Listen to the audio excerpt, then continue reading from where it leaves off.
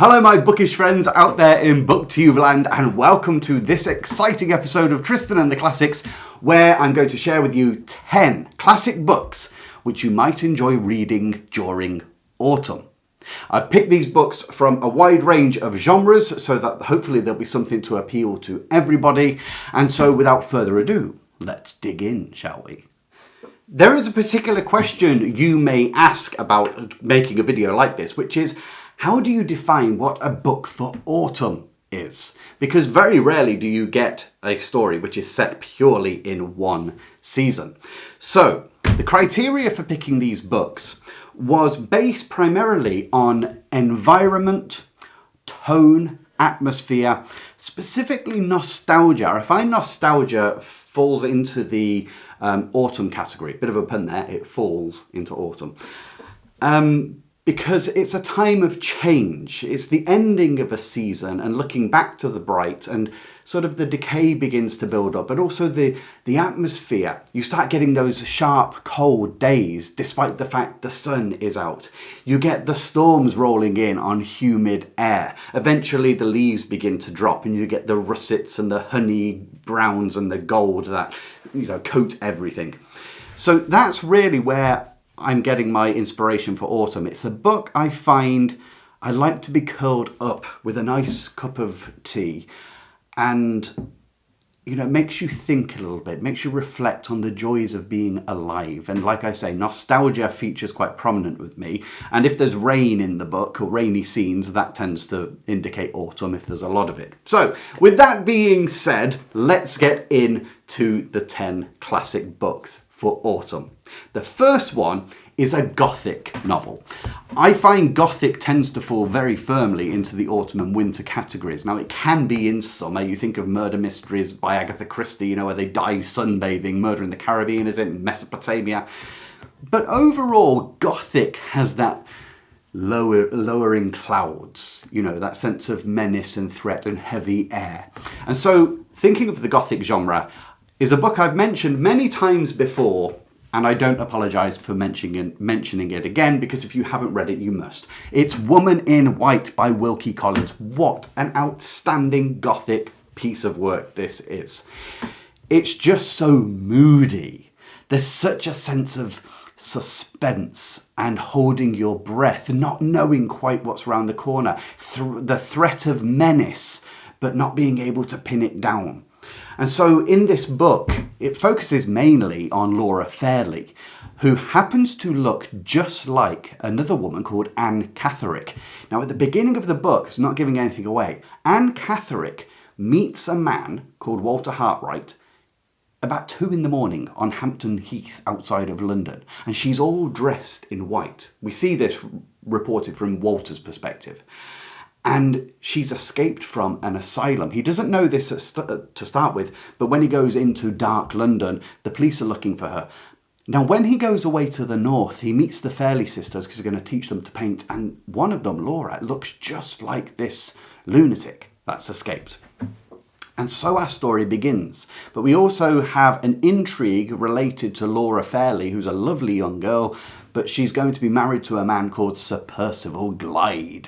Glyde with a Y, making it look rather sinister on the page, and that ominous sense of gliding comes in. He has a friend, Count Fosco, and he's an Italian who's so charming, voluptuous, but at the same time, he's full of threat. And so begins the story. What is the relationship between these two looking like each other? What's going to happen with Laura's marriage to Sir Percival Glyde? There's moments on balconies, trying to secretly listen into conversations during the rain. There's moments by the lakes. There's moments in churchyards. It's got a lot of heavy atmosphere to it. It is a fantastic book for autumn reading. The first one, Wilkie Collins' Woman in White. The second book on our list is really heavy in a nostalgic aura. I could have picked quite a lot of books for this, but the one I went with was Cider with Rosie by Laurie Lee. Now, there's a certain Willa Cather about this writing. I've only just been introduced to Willa Cather, by the way. I'll be talking about her later. But what Cider with Rosie does is it brings back so many memories of childhood, of growing, of the world burgeoning before your eyes, new connections, realizing that there are individual lives going on. It talks about everyday things. We start with the family moving into a Cotswold village. Now, Cotswold, typical English, your traditional English countryside village with the yellow honeystone. And then you see childhood there because the kids have to go out while the mum's trying to set up the new house. But it soon spreads out, and it's not chronological. This is the great thing about this. What makes it so nostalgic is that it's not chronological. It jumps back and forward because our memories aren't organised in chronology, only if we pay attention to them and sort them out. But when they come to us, they come from all different aspects of our lives. So in here, you'll see school days, where it talks about the infants and the big ones, the schools split into. And you get anecdotes of, what's his name? Is it Splade? Something like that. Is a farm boy, Spadge. And he doesn't like the teacher, Miss Krabby B, they call her, because she's always lashing out at people. And he dumps her on top of a wardrobe, not giving anything away. It's just a little anecdote which makes you smile and the wonder of it from childhood. But then you jump forward and you'll see the stories of maybe the aunts. I think it's called Aunts in the Wainscot, is the heading. And you see the lives of older ones or grandmothers and their chitter-chatter and their knowledge of the history of the village. You see when family members go to work in Dursley, away from the village, which is near Bristol, and they're working in the loom factories, the industrialised, and noticing how people grow up and the family changes. There's even a murder mystery sat in the thin pages of this book. It's full of nostalgia. Now, why I say autumn for this book, there's sunny bits in here, summer, definitely. And there's winter. But the nostalgia is that relaxed atmosphere, that atmosphere that you inhale, which, again, I associate more with autumn freshness. You're more conscious of the air. That's when you begin to see the breath appearing in the cooler air. Whereas summer is more taken over by colours. This is taken over by sense of touch and tone. So that was the second one. Cider with Rosie, an absolutely charming book, quite idyllic. And if you've read it, let me know what you think. There's number 2. Our third classic book to read in autumn is actually a book that is predominantly set in autumn. And you do feel it. And actually, you feel it more in early autumn, which of course September, October, the leaves haven't fallen off, but the rains are coming and the world is changing. And this one is a love story. It is Persuasion by Jane Austen. As far as Jane Austen's works go, Persuasion, I would say, is the most modern of them all. It feels very mature, as it were. If you like realism in your writing and you're worried about Jane Austen being all lace and dresses and balls and gentlemen and ladies and swooning girls, read Persuasion, because it's not like that at all. Anne Elliot, our heroine, is the most understated heroine. She is lovely. She's kind to everybody. She's a bit of a wallflower, and yet she's so good to everyone around her, and understanding and self-effacing. Now, she belongs to a family, I think they live in Kellynch Hall, if I remember rightly. It's been a while. Her father, he's proud of his heritage. He likes looking at his name in Debray's Guide for the Barony. But the father and her older sister have gone to Bath on the Bon Ton, the Grand Tour. And you see the boredom that they go through, waiting in salons, waiting to see and be seen at the correct places. Whereas Anne is far more natural and attached to the earth. But news comes of a Captain Wentworth, who's turned up in the area. Now, Anne and Wentworth loved each other when they were younger. But due to disapproval from the family, notably her aunt, who she listens to a lot, that nothing ever happened. He felt jilted. But he's been to sea and now become a captain in the Royal Navy, and so, he's more eligible. Can anything be repaired? The way you see this story is not necessarily them two, as it is them two observing each other in other people's company. And you get the wit and the irony of Jane Austen as she tweaks the behaviour of ladies and gentlemen of that time. is quite imbecilic at times, the way she tweaks at it and points out that people aren't so sophisticated as they think. A really, really excellent book. And like I say, if you like modern writing, this is the one of Jane Austen's to go to first. How about a detective novel? I do love a good whodunit, a mystery solver. Now, this book, definitely an autumn read. It's just, everything about it screams autumn to me. Rainy cobblestones, wet London, fogs, mists, all that kind of stuff. And the moors of England, with wind and stuff going on, and dark, foggy nights. This might surprise you if you've watched a lot of my videos, because the book I'm about to recommend now is in my video 10 literary unfavourites. The reason I can recommend it, despite it not being one of my favourites, is because just because I don't like something doesn't mean to say you won't. A review shouldn't be purely on taste, I don't think. And the merits of this book, I can see thousands love this book, and you're thinking, what is it? Get on with it. It's Sherlock Holmes' Hound of the Baskervilles. Now, I love Sherlock Holmes. He's still, to me, the greatest detective ever written. Hound of the Baskervilles, for me, disappointed me because of my taste, but not because necessarily the book is wrong, because so many love it. Now, the story's really good in the sense that there's a letter comes to Sherlock Holmes in London, and it explains in there an old story of a bit of a curse on the Baskerville family, an old ancient family, and how a demon dog prowled the moors around their area, and one time it had killed a young girl about 12 years old. Anyway, that was in the past, but recently Sir Baskerville at the Baskerville Hall has been found dead in a valley, I think of yew trees. Okay, so you think quite dense shade with yew trees, get the autumn feel, you get the sound of rustling leaves. And he's died with a look of horror on his face. It's been passed off as being a heart attack, but the man writing says, on inspecting closer, I noticed enormous paw prints in the vicinity. And so could this be the Hound of the Baskervilles, this fabled myth that they've got?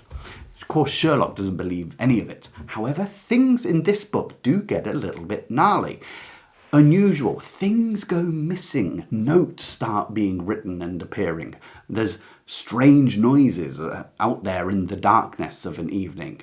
And Sherlock is mystified. But he and Watson have to get to the bottom of it. Like I say, not my favourite, but it could well be yours. And it certainly is, absolutely, an autumn read.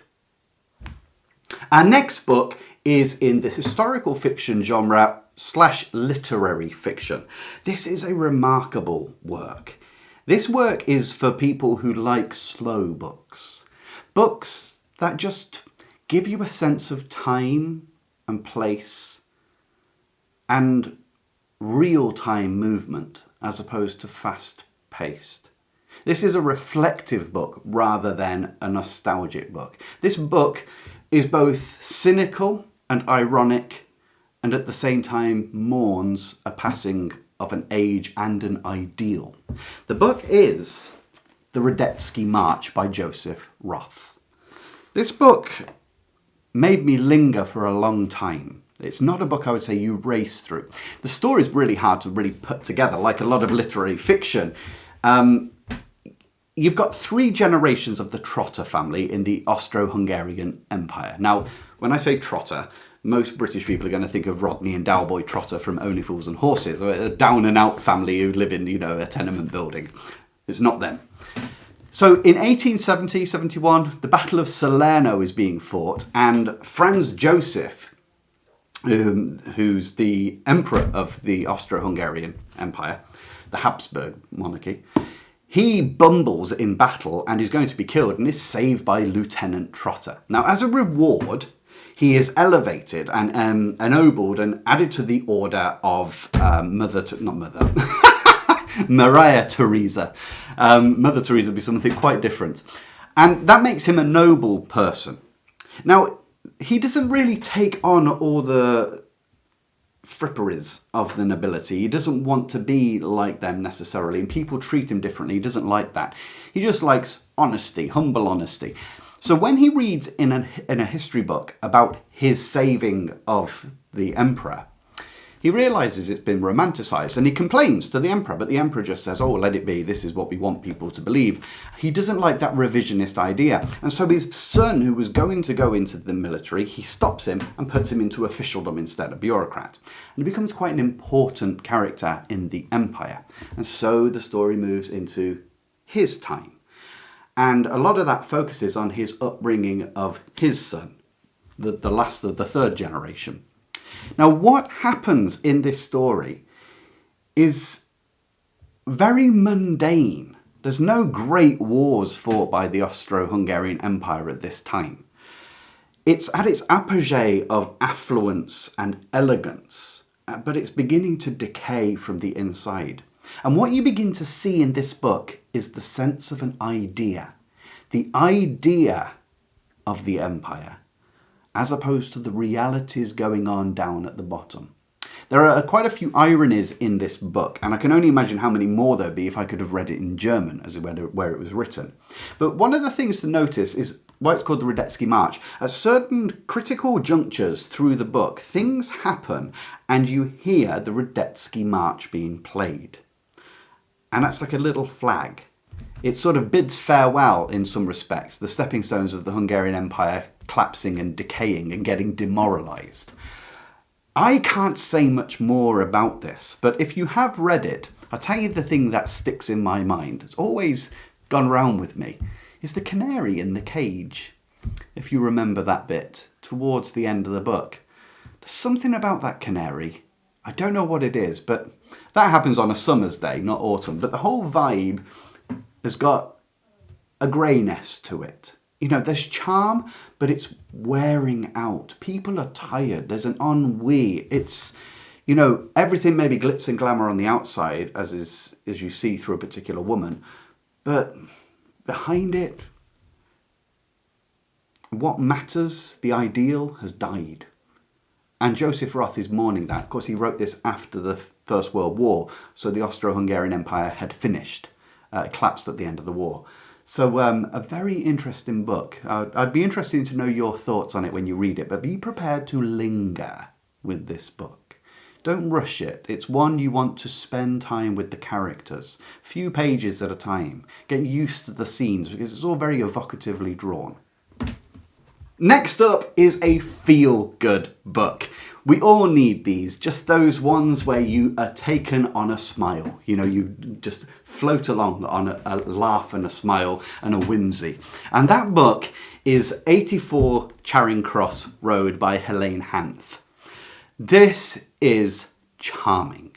It's an epistolary book. In other words, it's written in letters. And the letters are not long and dull. I randomly pick a page, and that's how long the letters are. There's 2 letters there. The story is actually based on truth. Helene Hanth from New York, she loves books, particularly old books, and she writes letters to the company of Marks & Co., purveyors of rare books, because she's seen an advert for them in one of the magazines in New York, and she loves getting her hands on these old books. And so she writes one letter to Marks & Company, where she requests a book based on their recommendation and one that she is looking for. Have they got it? They reply by sending the book and a letter. Now, Helene Hanth is just charming. She seems to like people. She's got a sense of fun, a sense of mischief, and so she writes back to Marks & Co. And these letters just carry on, back and forth, to the point that you sense a relationship being built, connections being made across distance, never seeing each other, just through the power of the written word. And how intertwined they become in each other's lives, how interested they are, how much care they have, how much friendship they develop. Because it's not just between 2 people. Helene gets responses from various members of the Marks & Co. company selling rare books. She learns about family members, and so she sends gifts which might be useful for the wives or the daughters or the sons. And in kind, letters are sent back and gifts are sent to her, and a genuine friendship develops over time. And you are literally there watching the growth of a friendship. This is so autumnal. Because you can imagine just sitting reading one of these letters on a park bench with the leaves falling down around you in a typical Hollywood kind of scene. It's just so beautiful, that making of connections, something very intimate. It's not activity outside, it's an intimate by, in your lounger, in your chair, with big cushions and a big mug of hot chocolate next to you. So that was the next one, 84 Charing Cross Road. I can honestly say I highly recommend you read this book. The last three on our list I don't actually have in the house for various reasons, but I'll put a picture on the screen. And the next one is a psychological read. This is a book that turns you inward. This is a book to make you contemplate your own life, your own place, your own purpose. It's also a novella. And yet, despite being short, sometimes I find novellas have the most impact because they are direct to one point and one point alone. This one is The Death of Ian Ilich by Leo Tolstoy. What a book. Like, this is really good. This is the kind of book you read lying down on the bed and you stop every now and then and look at the ceiling and think about it and how it matches you as well. So Ian Ilich is a well-to-do, respected member of Russian society. I think does he work in a court? I can't remember, it's been a while. But he's an ordinary man, and there's quite an interesting observation. Because he has an ordinary life, he has a terrifying life, or a terrible life. Meaning, he lives it according to everybody else. And it's a waste. That's the danger of an ordinary life. It's ordinary because it matches the status quo. It's what everyone else does, what's accepted of how to live your life. And that makes it awful. Because Ian Ilich, he's got a family and everything. We learn a bit about their relationships. I'm not going to give anything away. But then one day, early in the book, he is hanging some curtains and falls off the chair and hurts his side. But the pain won't go away. He doesn't think anything of it. Eventually, it's discovered he's terminally ill. And so he takes to his bed. And it's here that he begins to reflect on his life. He begins to get angry with life. Why, if he's been good and upright, is he going to die early? When he gets past that, he's annoyed that other people can't face death. But one person can. It's a young boy that works for him called Gerasim. He can talk about death quite frankly and doesn't seem fearful of it. And what Tolstoy does is, through Ian Ilich, he explores what a standard life lived is and how much of a waste it could be, and what real living actually should involve. And the lesson, the relationship between Ilich and Gerasim is very interesting. And Leo Tolstoy writes with an urge. It's an appeal through history that you and I stop and don't just live our lives as we've been trained to do, just following, well, this is how to live because everyone else lives like it. But what is life all about? What makes it worth living? That's the point of The Death of Ian Ilich. Once you've read it, which you could do in a day or two, I really suggest that you make time to not let it fall out the other ear, to lie back and think, how about me? What's my life amounting to right now? So that was the next one, The Death of Ian Ilich by Leo Tolstoy. The next book up is not this one, but the reason I'm holding this one is because it's what made me go to the one I'm about to recommend. This is Death Comes for the Archbishop by Willa Cather. This month we have just read this book in my Patreon community, and this Saturday, well, that's tomorrow as of recording this, we're going to be discussing it as a group. But after reading it, I was so moved by Cather's writing that I hurried off and got another one, which was My Antonia. I've also got Alexander's Bridge over there, and I've got O Pioneers on the way. I'm so delighted to have discovered Willa Cather. I know she's so central to the psyche of the American nation, but I'd never got around to her. Anyway, Death Comes to the Archbishop is not an autumn read, but My Antonia is. Oh, I know a lot of it's actually set in summer, and a lot of it happens in winter. But it's a book of feeling. It is a book of atmosphere. Willa Cather writes frontier novels, but not frontier like, Jack London. Hers is not a carefully constructed story. Hers is more a tableau of characters, of moments, of significant imprints on our life.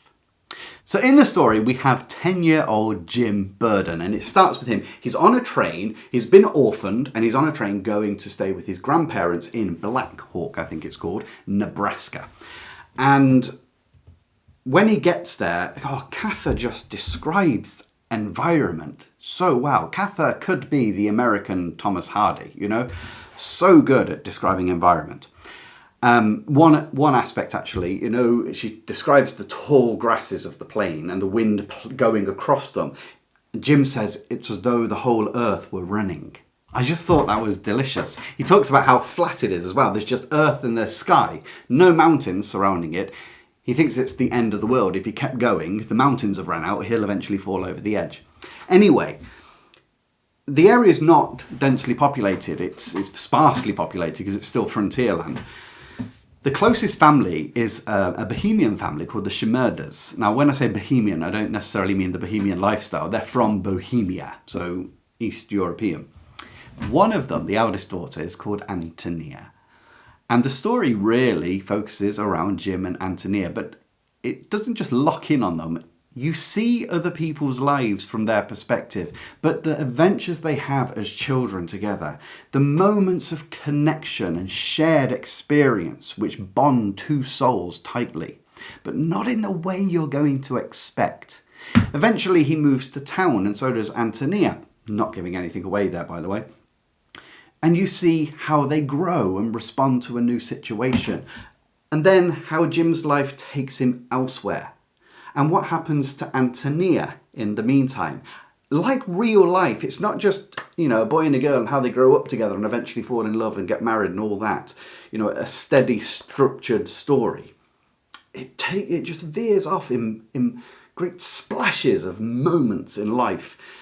And then when they meet again and how they've kept in touch with each other, that unbreakable bond of friendship.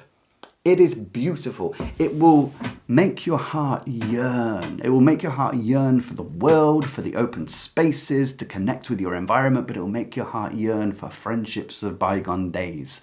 And that is very autumnal to me. The reason it feels autumnal as well is not only is it nostalgic, but it's full of weather. You hear that wind. You feel that wind. You hear the rustle of the trees. She is an exquisite writer of environment. So that was the next one, My Antonia by Willa Cather. Our final book on the list is a non-fiction book, which I picked up on a whim on Kindle, which is why I don't have a physical copy to show you. But what an amazing book.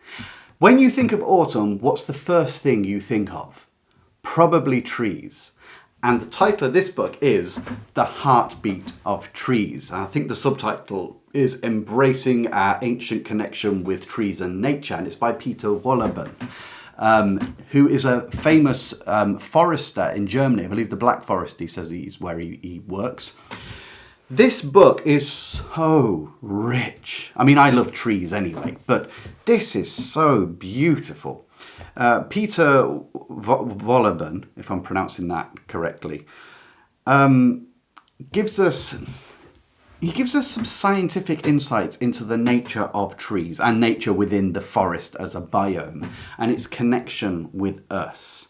But although he talks with the science, he talks with the heart as well. The mysterious connection that bonds us with nature, that we share with these other living things on this planet. And he gives you so many insights into trees and the flora and the fauna within the forest, which makes you want to run out and go and stare at a tree and feel the wind running across your face and looking for all the littlest little creatures and plants that, fill up the space. He talks about the heartbeat of trees, hence the title. He talks about the root networks, and it's sort of how it works like a brain between the whole forest. Instead of seeing an individual tree, you see the interconnectedness of things, the role of fungi in it. Why are trees green? Why is the predominant vegetation on this planet green? Is there any reason for that? You might just say, well, chlorophyll is green, but it does something far more important to us by it being green. And it just goes on and on. I can't really, because it's non-fiction, I can't really explain much more about this book. All I can tell you is you feel like a child again. You feel like, you know when you used to run and kick the leaves, big piles of leaves? You feel a sense of wonder. One of the things I love about classic literature, real classics tend to pull up the feelings and the ideas of wonder in our soul. We are creatures of wonder and awe. Those qualities touch us more deeply than most others. And we've come into quite a stagnant, utilitarian, overly scientific, I know some might question what I mean here, but judging everything purely, factually, scientifically, giving no room for emotion is actually very unscientific because we are emotional. This returns you to a deeper sense of self. Like he says, our ancient connection.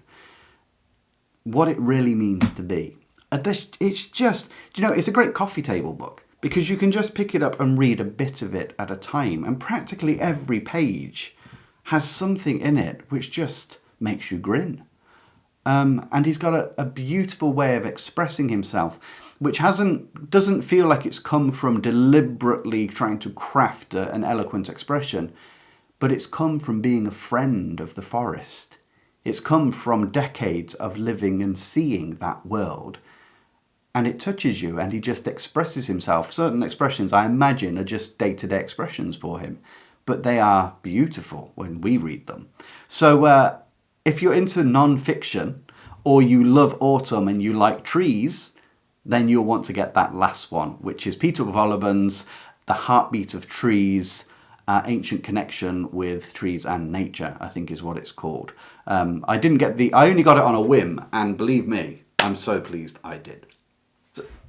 So there were our 10 classic books for reading in autumn. The one that doesn't technically fit on the classic list is the last one, the non-fiction one, but since its release it has become extraordinarily popular, and it has a certain, well, the subject of trees has a longevity, doesn't it? They themselves are quite long-lived. So that's a little cheat to slip that one in there, but it was so good that if you're into non-fiction, I think you would thoroughly enjoy that book.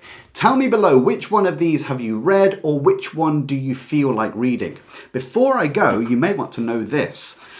Next week I'm doing another autumn reads video, but it's going to be all autumn read books that I have been looking for and have not read. They're books which just have really captured my imagination. So this is your equivalent of going shopping with me, how I go and, hunt out books that I like the sound of. So next week, that video will be up. In the meantime, if you want to get more content, you can go to my Patreon. If you want to support my channel, how we make content, being part of my Patreon community will give you access to extra videos. We read one classic book a month. I do a complete review of it at the end of the month. We have a live group discussion for anyone who wants to join or just wants to listen. And in the higher tier, you'll get extra videos as well. And on top of that, you get to support the channel and keep it going. So until the next time I see you, I wish you joy in whatever you read.